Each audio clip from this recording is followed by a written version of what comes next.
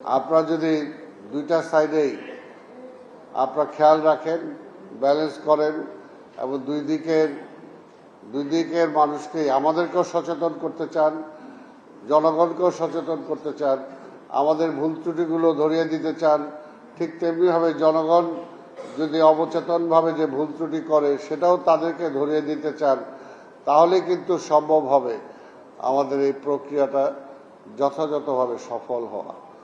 আমি আজকের এই দিনের আজ আমাদের নগরের ইতিহাসে একটি অত্যন্ত গৌরবময় ও যুগান্তকারী দিন।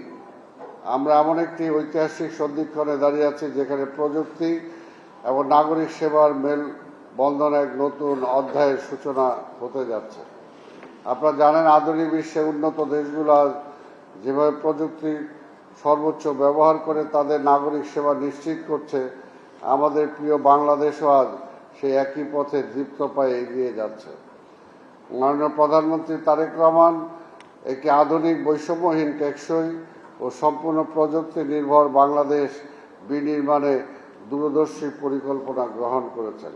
সারা বিশ্বে যখন চতুর্থ শিল্প বিপ্লবের ঢেউ চলছে, তখন আমাদের বর্জ্য ব্যবস্থাপনার মতো মৌলিক নাগরিক সেবাকে সনাতন পদ্ধতি থেকে বের করে আধুনিকায়ন করার সময়ের দাবি।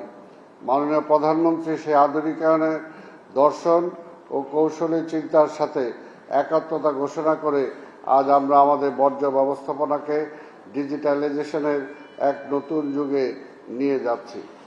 প্রিয় সুধী, আমরা যদি আজকের আধুনিক বিশ্বের দিকে তাকাই, তবে দেখব উন্নত দেশগুলো তাদের পরিচ্ছন্নতা কার্যক্রমকে শুধু জনবলের উপর ছেড়ে দেয়নি, বরং তাকে রূপান্তর করেছে একটি বিজ্ঞানসম্মত প্রক্রিয়ায়।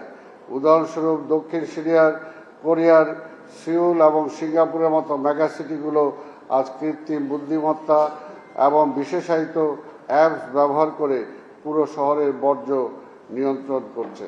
যুক্তরাষ্ট্রের সান ফ্রান্সিসকো কিংবা ইউরোপের নেদারল্যান্ডসের মতো দেশগুলো ক্লিন ভ্যালি যে স্মার্ট সেন্সরযুক্ত অ্যাপ ভিত্তিক সিস্টেম ব্যবহার করেছে।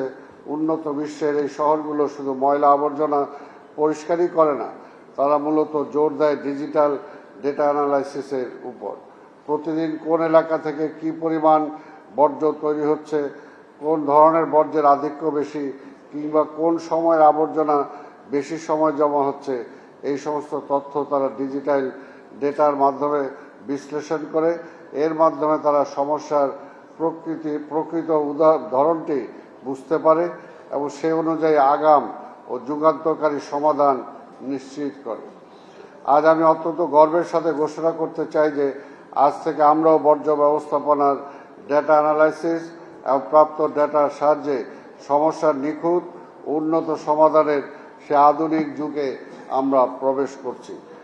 আর এই রূপান্তরের মূল চালিকা শক্তি হিসাবে আজ আমরা আনুষ্ঠানিকভাবে উদ্বোধন করতে যাচ্ছি আমাদের নিজস্ব ডিজিটাল পদক্ষেপ ক্লিন কেয়ার মোবাইল অ্যাপ্লিকেশন।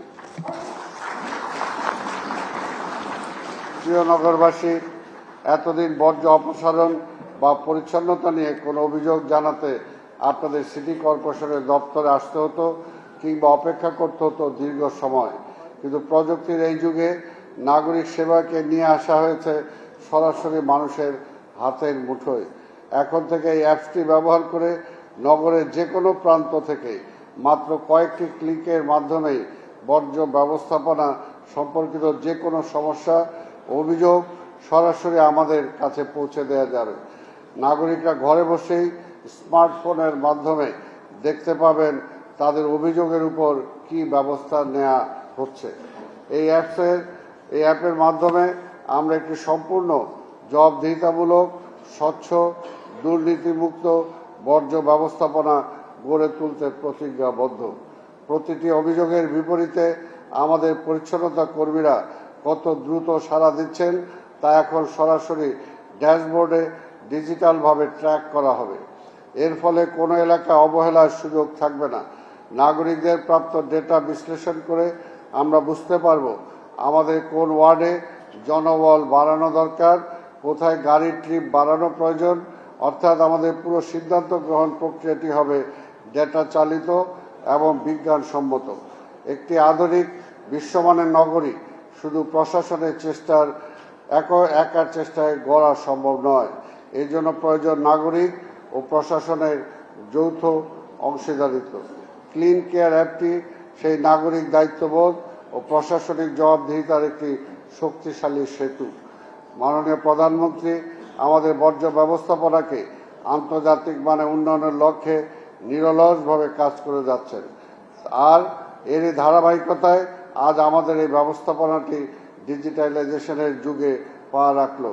আসুন আমরা সবাই মিলে এই প্রযুক্তির সঠিক ব্যবহার নিশ্চিত করি, আমাদের শহরকে আগামী প্রজন্মের জন্য আরও সবুজ, সুন্দর, দূষণমুক্ত ও স্বাস্থ্যকর স্মার্ট হিসাবে গড়ে তুলি। আপনাদের সবাইকে ধন্যবাদ। বাংলাদেশ জিন্দাবাদ। এই কথা বলে আজকের এই প্রযুক্তি নির্ভর অ্যাপসের এখানে আমি শুভ উদ্বোধন ঘোষণা করছি। আপনাদের সবাইকে ধন্যবাদ।